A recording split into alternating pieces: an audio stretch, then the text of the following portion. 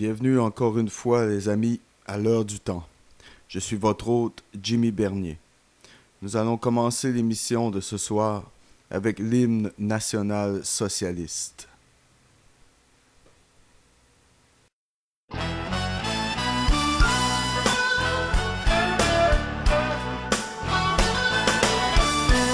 under a bad sign, been down since I began to crawl. If it wasn't for bad luck, you know I wouldn't have no luck at all.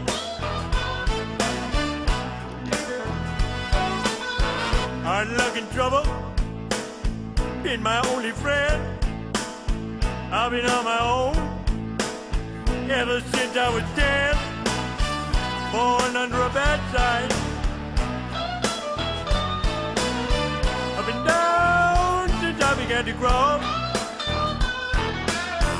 If it wasn't for bad luck, you know I wouldn't have no luck at all.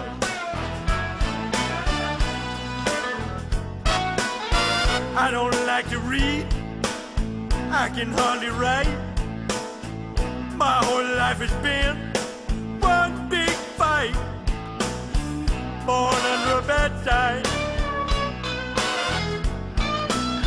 I've been down since I began to crawl. If it wasn't for bad luck, I said I wouldn't have no luck at all. And that ain't no lie.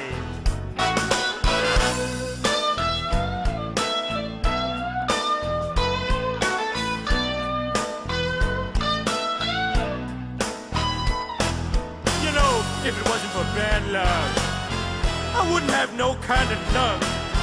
If it wasn't for real bad luck, I wouldn't have no luck at all.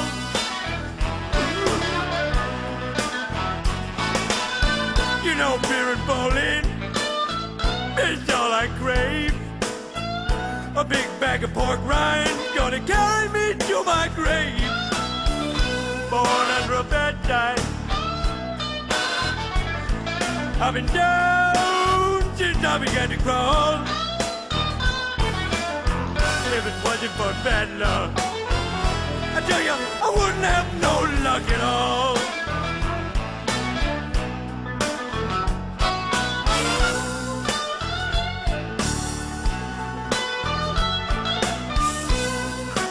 Good take, boys. Yeah. I think now that I'm a blues singer, I should have some kind of name. How about Muddy Simpson? No? Big Homer. T-Bone Homer. Blind Lemon Simpson. Blind Lemon Lime Homer. Blind Grapefruit Homer. Blind Strawberry Alarm Clock Homer. No, they use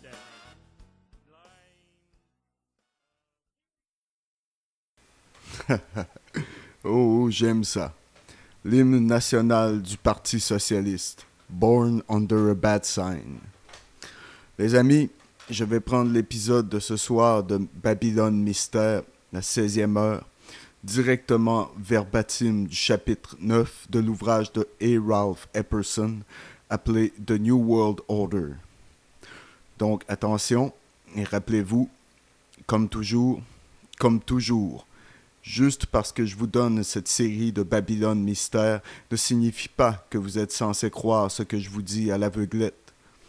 Vous devez aller chercher la vérité par votre propre recherche, et je suis le seul qui vous dit ça. Tout le monde veut vous faire croire textuellement ce qu'ils disent parce qu'ils disent cela et ce qu'ils sont.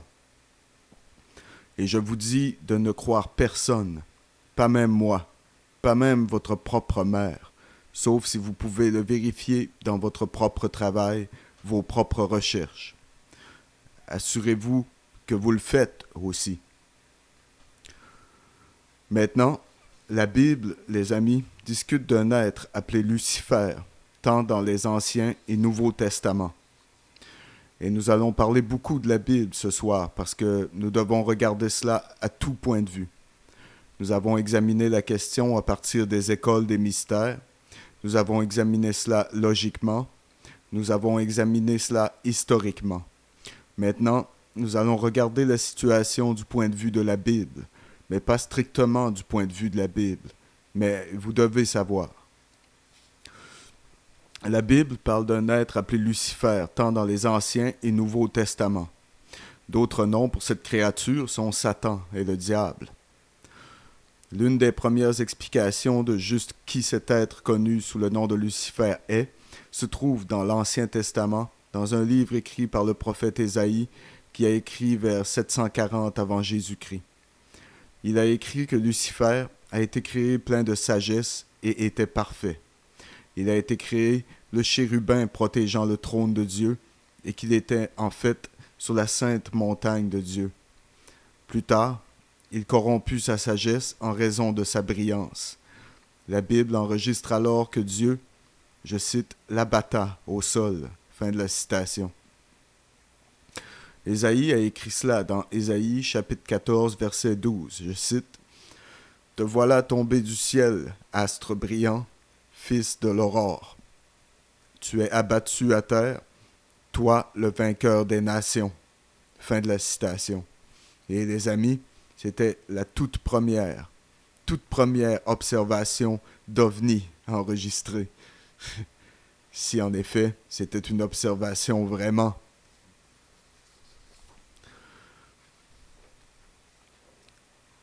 Je cite, « Car tu as dit dans ton cœur, je monterai au ciel, j'élèverai mon trône au-dessus des étoiles de Dieu. Je m'assiérai sur la montagne de l'assemblée dans les parties du nord. Je monterai sur le sommet des nues, je serai semblable au Très-Haut. » Fin de la citation.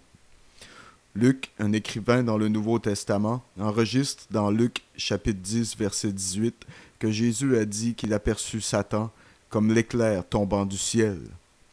Pierre enregistre dans 2 Pierre chapitre 2, verset 4, que Dieu, je cite, « n'a pas épargné les anges qui ont péché, mais les a jetés. » Fin de la citation également. Paul, un autre écrivain du Nouveau Testament, a écrit ceci au sujet de Lucifer dans 2 Corinthiens, chapitre 11, verset 14, aux environs de 57 après Jésus-Christ. Je cite, « Et cela n'est pas étonnant, car Satan s'est transformé en ange de lumière. » Et dans 2 Thessaloniciens, chapitre 2, verset 9, Paul écrit que Satan était capable de façonner des prodiges mensongers. Aux environs de 90 avant Jésus-Christ, après Jésus-Christ, Jean, l'auteur de l'ouvrage connu comme l'Apocalypse, écrit dans Apocalypse chapitre 12, verset 9, que Satan était un dragon. Lucifer apparaît dans le site d'origine de l'homme sur la terre, appelé le Jardin d'Éden.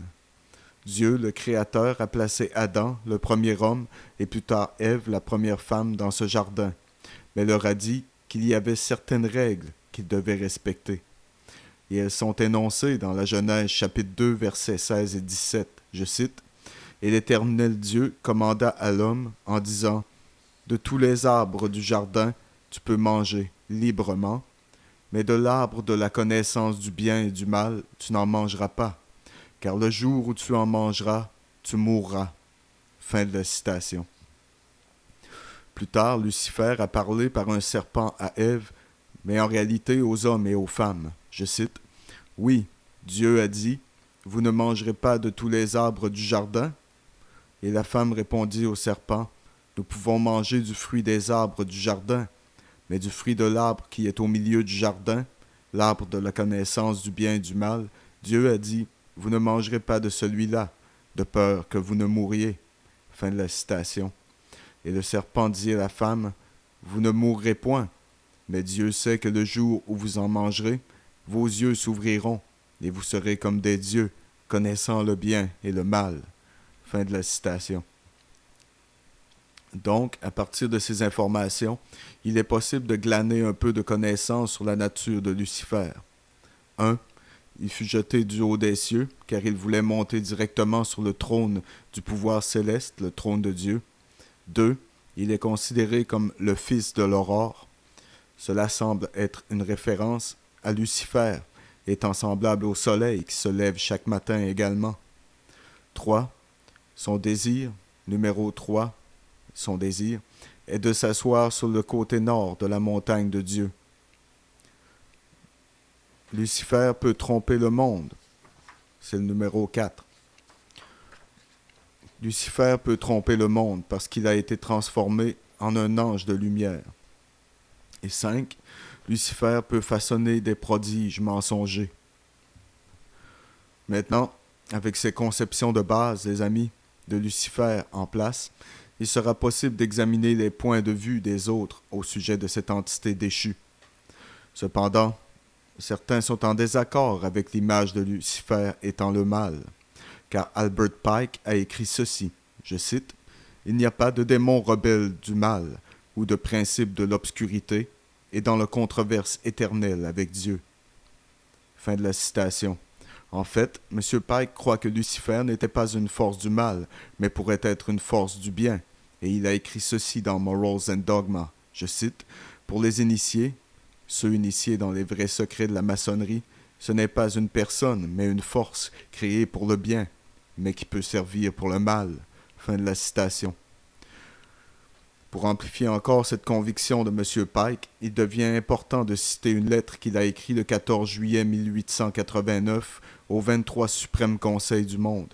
À en juger par le contenu de cette lettre, il semble que M. Pike tentait de dire aux dirigeants des différents conseils suprêmes du monde entier qu'ils devaient savoir que Lucifer était le dieu secret des francs-maçons.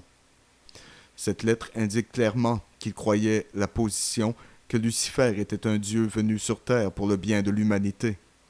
Et il a écrit ceci, je cite, « Ce que nous devons dire à la foule est, sans doute M. Pike signifiait que la foule était tous les non-maçons et le grand public, ce que nous devons dire à la foule est, nous adorons un Dieu, mais c'est le Dieu qu'on adore sans superstition. » Fin de la citation. Alors, il apparaît que les fins de cette lecture consistaient à conseiller tous les maçons des meilleurs rangs qu'ils devaient concocter une histoire que les francs-maçons adoraient le Dieu traditionnel, de sorte que personne ne pouvait jamais les accuser d'adorer un chérubin, un non-dieu, sous le nom de Lucifer. Autrement dit, ils étaient de nier que Lucifer était leur Dieu à chaque fois qu'un étranger était assez intelligent pour percer tous les secrets et le comprendre. Oui, bien sûr, les amis, ils ont prêté serment de garder le secret. Ils auraient à nier quoi que ce soit sur les véritables secrets de leur ordre. Je veux dire, quel genre de logique est-ce? C'est clair comme le nez au milieu du visage. Vous devez comprendre que lorsque vous posez à un maçon une question sur la franc-maçonnerie, il va vous dire un mensonge parce qu'il est tenu au secret. Et il est assermenté par les serments du sang. Et je sais que, au moment où ils atteignent le 32e degré, ils ont pris au moins 32 différents serments en jurant qu'ils garderont le secret. Minimum. Donc, vous devriez le savoir déjà. Maintenant, nous allons continuer, mais je vais revenir en arrière et lire cette partie encore.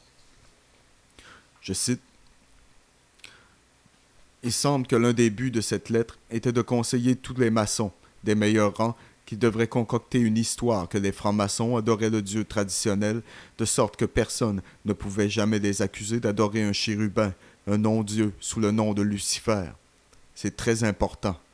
Autrement dit, ils étaient de nier que Lucifer était leur Dieu à chaque fois qu'un étranger était assez intelligent pour percer tous les secrets et le comprendre.